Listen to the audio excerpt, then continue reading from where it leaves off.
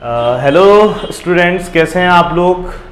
आज जो हमारा क्लास 11 का जो इंटीग्रेशन नहीं चल रहा था, तो उसके मैंने आप लोगों को 3 लेक्चर पढ़ाए थे। कहाँ तक? Indefinite integral. ऐसे इंटीग्रेशन का जो अगला पार्ट होता है उसको बोलते हैं डेफिनिट इंटीग्रल, जो एक पर्टिकुलर लिमिट्स के गैप के बीच में काम करता है। कह सकते हो जो दो लिमिट के बीच में काम करता है, जो एक सर्टेन वैल्यू के लिए काम करता है, उसको बोलते हैं डेफिनिट। डेफिनिट का देखो नाम के अंदर ही है, डेफिनिट मतलब फिक्स। ठीक है, तो आप लोगों को जब इंटीग्रेशन बताया था, मैंने बोला था suppose that we have a function F X. ठीक है, और मैंने बोला इसको जब इंटीग्रेट किया एक्स के रिस्पेक्ट में तो ये आया कैपिटल एफ एक्स। ठीक है, अब देखो ये था तुम्हारा इनडेफिनिट इंटीग्रल, क्योंकि जो जब मैं इंटीग्रेट कर रहा था तो इसकी कुछ लिमिट नहीं थी ना, इसका मतलब मुझे पता नहीं है कि कहाँ से कहाँ तक इंटीग्रेट करना है इसको, तो ये था इनडेफिनिट।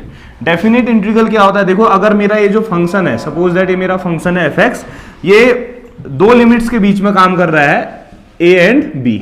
क्या बोला मैंने? बोला एक मेरा फंक्शन है एफ एक्स जो दो लिमिट्स के बीच में काम कर रहा है ए और बी। ठीक है, तो इसको कैसे लिखते हैं देखना।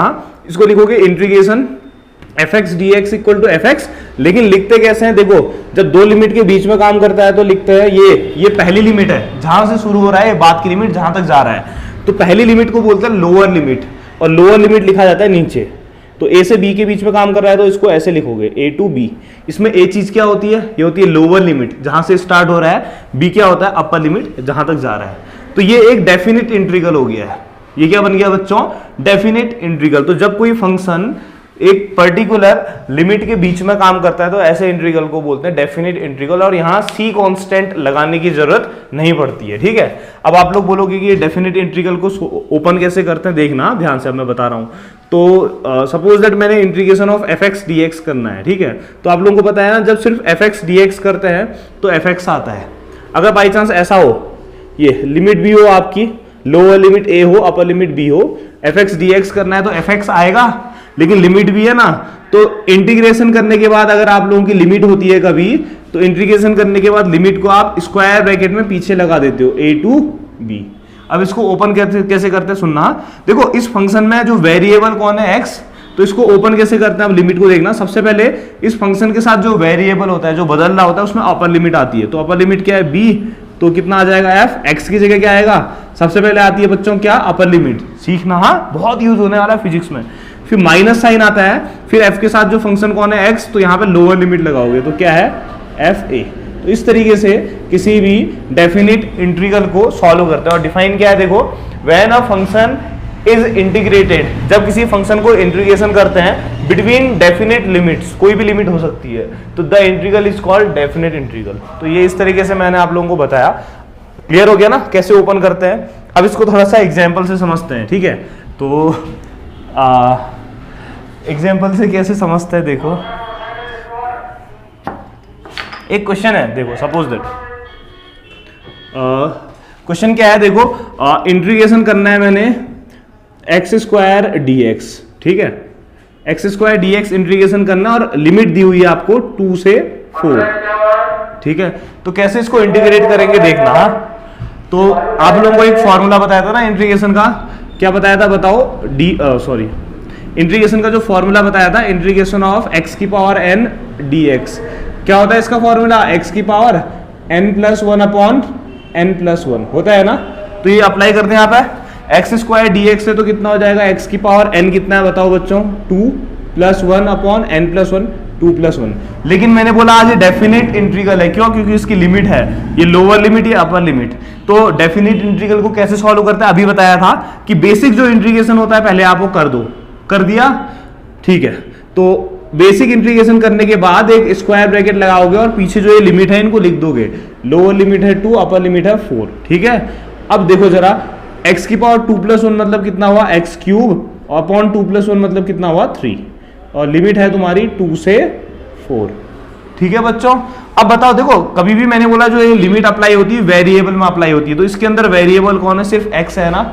ये 3 तो कांस्टेंट है तो इसको बाहर ले लेते हैं बच्चों, तो 1/3 तो बाहर आ जाएगा क्योंकि ये कांस्टेंट है। तो कितना बचेगा? एक्स क्यूब, और लिमिट है आपकी 2 से 4। ठीक है, तो अब मैंने बोला अब लिमिट कैसे ओपन होती है दोबारा देखना। 1/3 देखो इसमें वेरिएबल कौन है? एक्स, तो सबसे पहले अपर लिमिट आती है, तो एक्स की जगह क्या रखोगे? 4 रखोगे। तो इस एक्स की जगह 4 रखोगे, 4 रखा, क्यूब है तो क्यूब लगाया, अपर लिमिट आ गई, फिर माइनस साइन आता है, फिर क्या आती है लोअर लिमिट, तो x की जगह क्या रखोगे 2 रखोगे, फिर करोगे क्यूब। क्लियर हो गया बच्चों? अब इसको देखो फिर, तो ये कितना आएगा 1/3 कितना होता है 64 माइनस 8 हो गया। तो 64 में से 8 को माइनस करो तो 1/3 इंटू 56 आएगा। तो अब इसको सॉल्व कर लो आप लोग, जो भी सॉल्व करके आएगा डिवाइड करके आ जाएगा आंसर। ठीक है, इस तरीके से खोलता है। एक और क्वेश्चन बताऊं क्या? चलो एक और बता देता हूँ। ठीक है, एक क्वेश्चन और समझाते हैं हाँ कि लिमिट कैसे एक्सपेंड की जाती है। इनडेफिनिट इंटीग्रल मैंने परसों बताया था, ये डेफिनिट है, बहुत इजी है ना डेफिनिट। सपोज दैट एक क्वेश्चन है integration of cos x dx है, ठीक है, इस तरीके से। और जो लिमिट है ना आप लोगों की, लिमिट आप लोगों की जो जा रही है, ये जा रही है सपोज दैट 90 से 60, चलो 30 कर देते हैं, ठीक है, 0 से 30 थोड़ा इजी बना देते हैं ना, अभी स्टार्टिंग में सीख रहे हो इसलिए। तो 0 से 30 लिमिट है डिग्री में, ठीक है। तो आप लोगों को पता है इंटीग्रेशन, अब तो याद होना चाहिए, पीछे मैं बता चुका हूँ आप लोगों को। Integration of cos x dx कितना होता है बताओ? sin x होता है, हाँ, माइनस नहीं होता है इंटीग्रेशन में। तो ये cos x का इंटीग्रेशन करोगे तो कितना आएगा sin x, और लिमिट क्या आएगी स्क्वायर ब्रैकेट में पीछे 0 से 30। तो अपर लिमिट लगाओगे लोअर लिमिट लगाओगे तो sin 30 माइनस साइन वेरिएबल में रखते हैं सिर्फ, ठीक है, 0। तो sin 30 की वैल्यू कितनी होती है बच्चों 1/2, sin 0 की वैल्यू कितनी होती है 0, तो इक्वल टू कितना आ गया 1/2। क्लियर हो गया? तो ये डेफिनेट इंटीग्रल है, ठीक है। अब हम क्या सीखते हैं बच्चों? अब हम सीखते हैं इंटीग्रेशन के numerical and methods of integration.